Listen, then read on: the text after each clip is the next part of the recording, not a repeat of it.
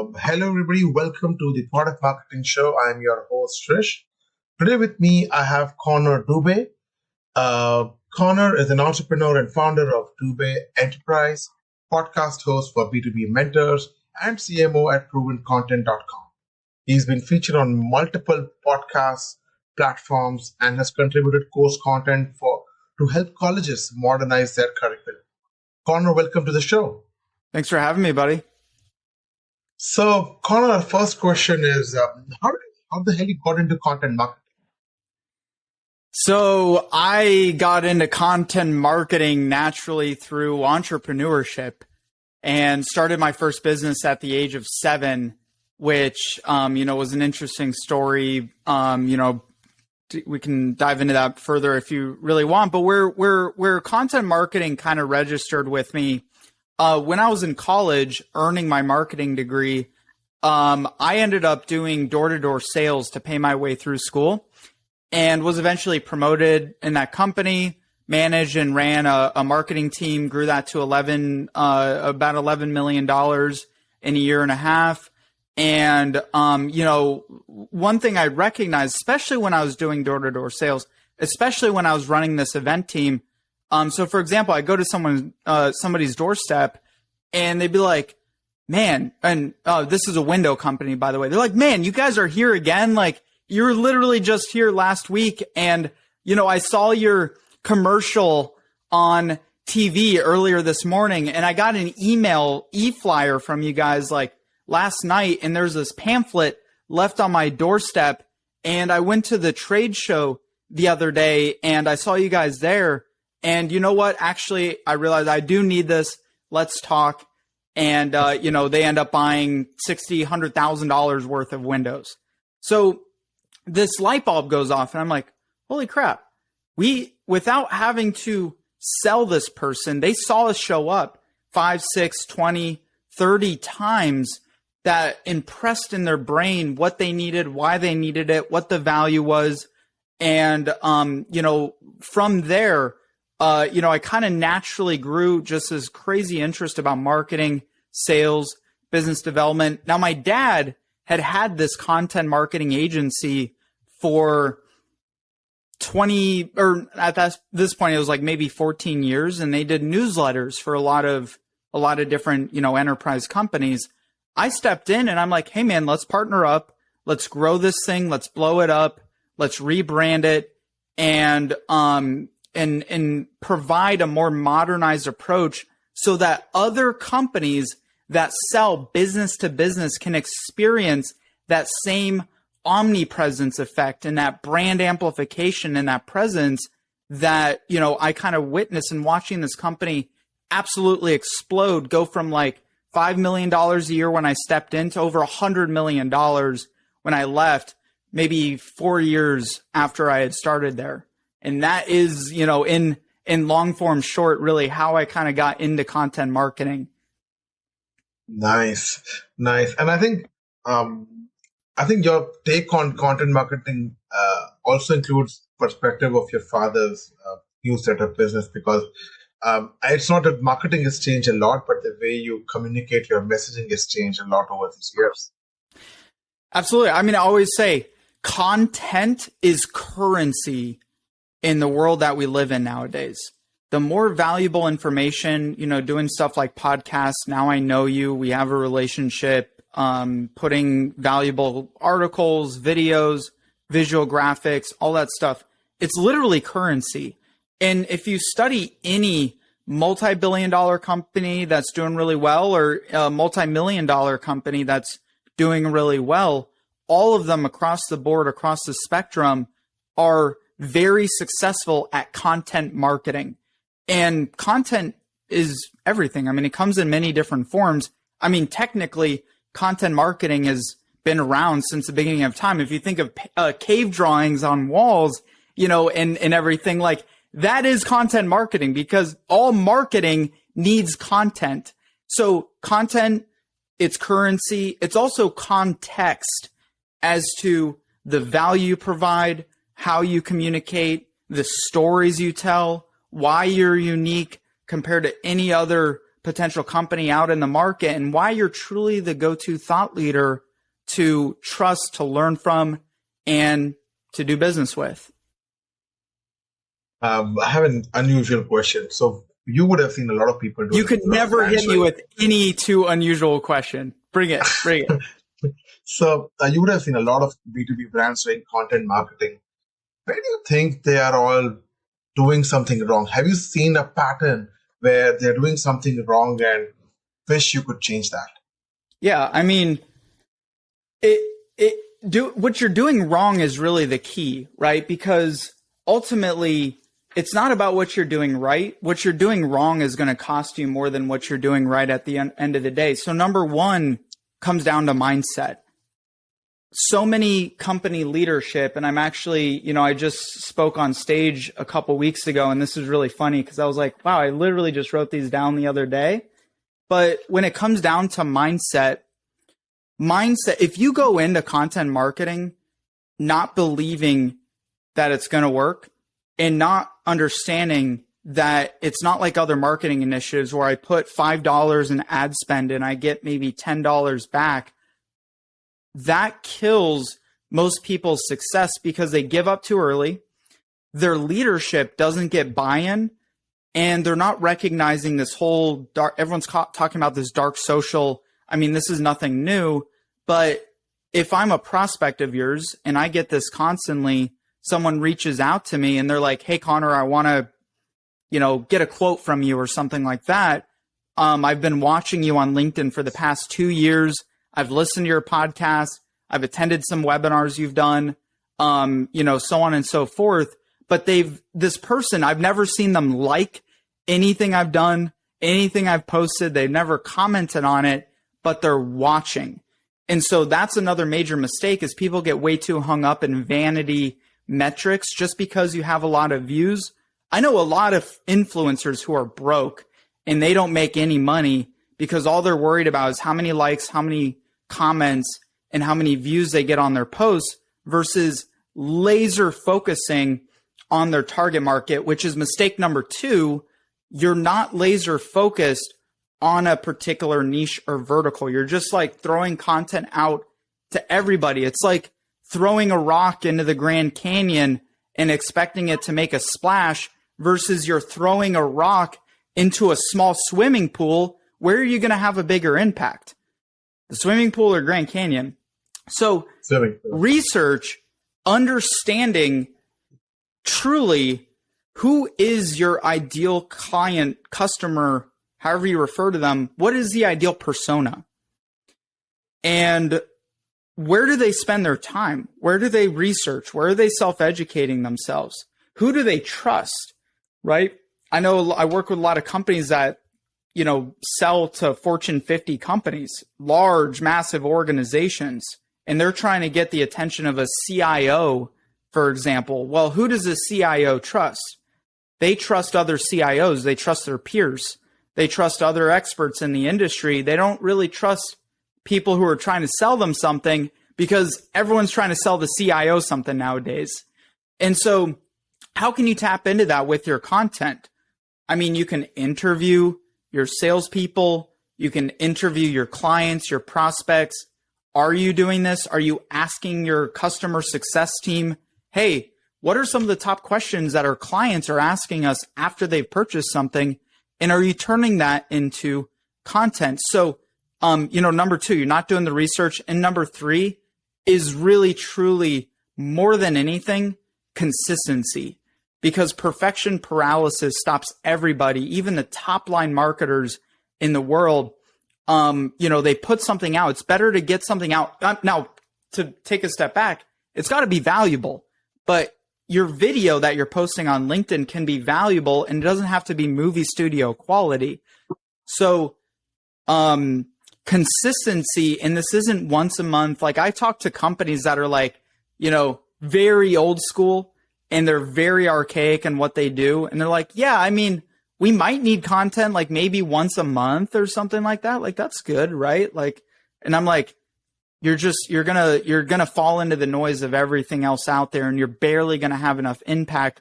And if you think that you're gonna be bugging people by putting more stuff out there, then again, it goes back. One, you don't understand your client persona. And two, what you're putting out there isn't valuable. So you have to be consistent. It takes years. You measure the success of content marketing in multiple months, quarters, and years at a time, not days at a time, not weeks at a time, not a month at a time. It's really, truly a long-term game, which turns a lot of people from being successful with it. Nice. And in terms of type of content, I'll go more towards more tactical question. Which kind of content should one focus on? I mean, is it dependent on your industry? Is it dependent on where your audience is sitting? Is it dependent on your marketing funnel? What's your advice on how should one look at it? So when you say types of content, two things come to mind. One is the kind of information that you're putting out in content, right? So let's start with that. What kind of information are you putting out? Most people who are doing this incorrectly is they're just pushing out promotions for their business and calling it content marketing. Here's one thing I'm going to say that everyone listening to this should write down. Selling is not telling. So if you're just telling people and just, not asking questions, you're not engaging them, and you're strictly just telling them all about you, they're going to tune you out and not care whatsoever. Selling is not telling. So I like the 80-20 rule. 80% of everything that you're putting out there should be either educational, edutainment, informational, or problem solving. You should be helping them. Like if you look at any of the content I put out, I literally give stuff out for free that my competitors charge money for. Who's going to be more the thought leader? Who's more valuable? The person who's truly trying to help other people solve their problems, or those who are just trying to make a quick buck off of, stuff that you can publicly get access to elsewhere. And so people get a fear of, I'm going to put too much and people aren't going to want to work with me. Well, at the end of the day, they're too busy. They don't have the time. They don't have all the technical nuances of what you do. And so you need to put more valuable stuff out there. 80-20, 80% of your content should be in that category. 20% should be actionable. Hey, buy my ebook. Go sign up for this. Take action on this. I'm doing a LinkedIn audio event on Monday. I would consider that action content because I'm trying to get somebody who's been consuming my information to take action on something. Most people do 80% action and 20% value, and that's why they're not getting any results out of it. Now, the second part of your question, what kind of content should I be putting out? Neurologically, everyone self-educates differently. So some people, I'm a younger millennial punk, I read a lot of articles. I read the Wall Street Journal and, almost every morning, and I read industry articles and I read about my industry and my clients' industries. And I do a lot of reading. But I know baby boomers who prefer to only watch video or prefer to only listen to stuff. So you really need a diversity. And we've coined this term. We call it the content trifecta because you cannot have true success with your content marketing by just putting videos out or just putting articles out or just posting memes or graphics, for example. You need a diversity of all three, and including audio, of course. Podcasts are extremely powerful in order to capture attention and supply enough that people can kind of see you in different ways and they don't start tuning your content out. So hopefully that answers your question. Yeah. And since you mentioned video marketing, I've been hearing a lot that video is the future, and then now TikToks and YouTube Shorts are ruling the world. What are your thoughts on video marketing? How far should one go? And is spending a lot of money the only way to pursue that? No, absolutely not. You can create infinite amounts of content for relatively no cost. So it's not about the spend. For, go back to the basics, like who's my target audience? How are they learning? Who are they learning from? What way do they like to consume content? What platform are they on? Like, yeah, TikTok's popular, but if you're selling an enterprise SaaS solution, then why would I be using TikTok? The marketing director, the CMO or the CFO or CEO, they may not be consuming TikTok as much. But they may be using LinkedIn, and LinkedIn video is powerful. So video, absolutely. I mean, I've used video for years and years. It is one of the most powerful because people see your face, they hear your tone. When they see your eyes, there's a different level of trust than if they just read from you. And so, I mean, every single person, if you have to start somewhere, I would highly recommend starting with video and taking that and reworking it into other content formats.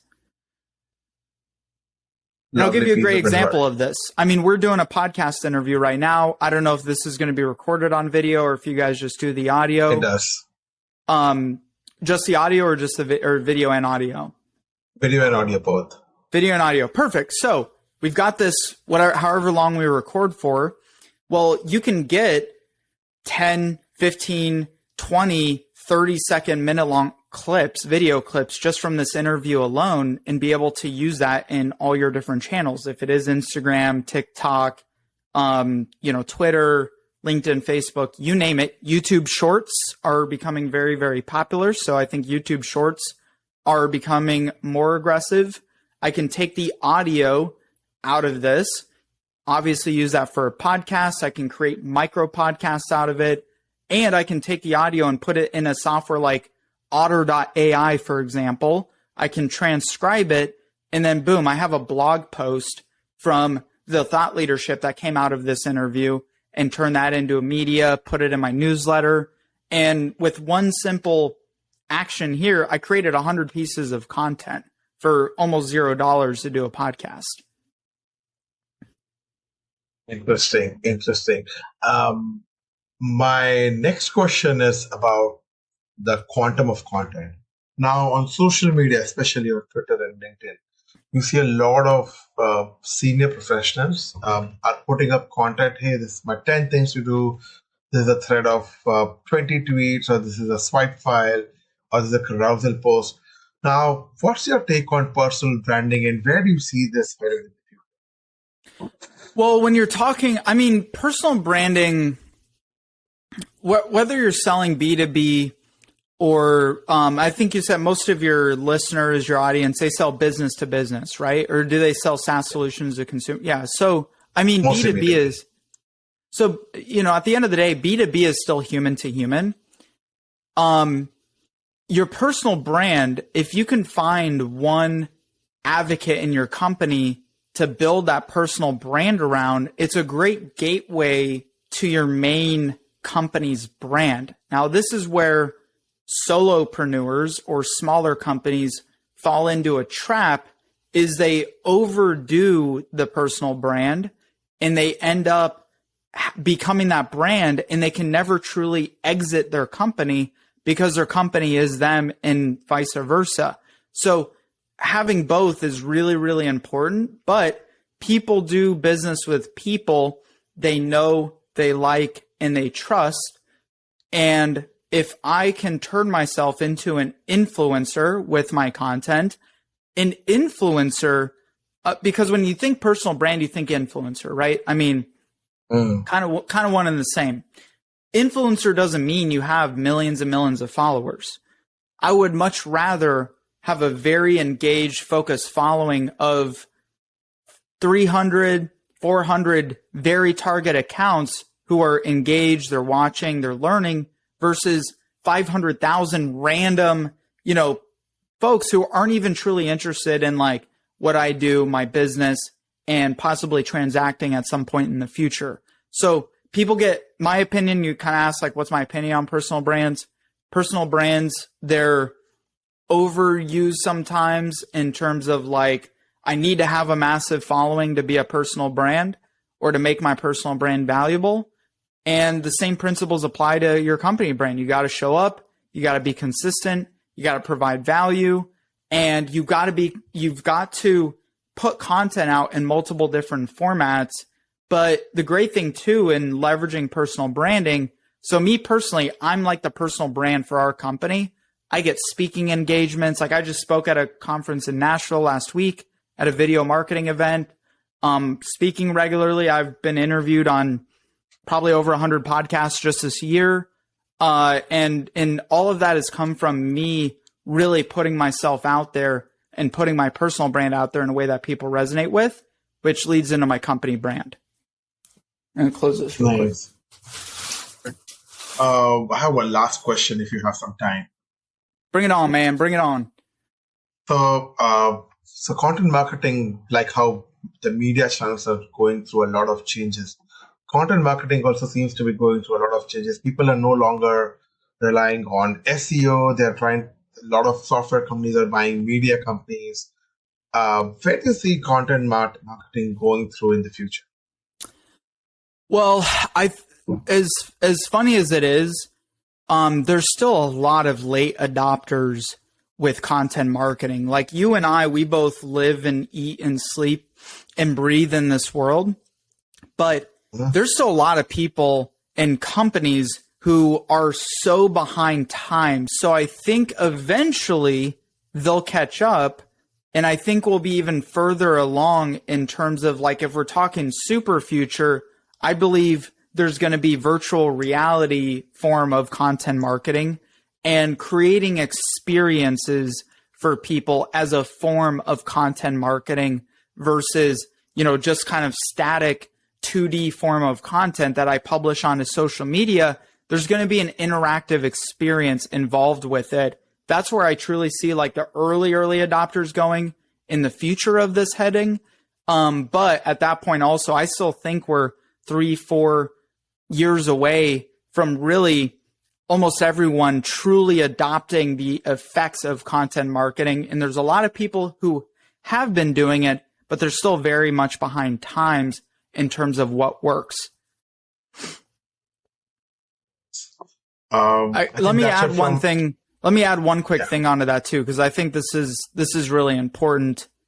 Podcasting. I've been podcasting myself for 5 years now. Every company, just like every company has a blog, for the most part, that's kind of a standard, like, okay, you have a company, you're going to get a blog going because helps with SEO, helps with so on and so forth, branding, reach, my newsletter. I believe every company will adopt podcasting very similar to what we have done with, the blog industry over the last number of years.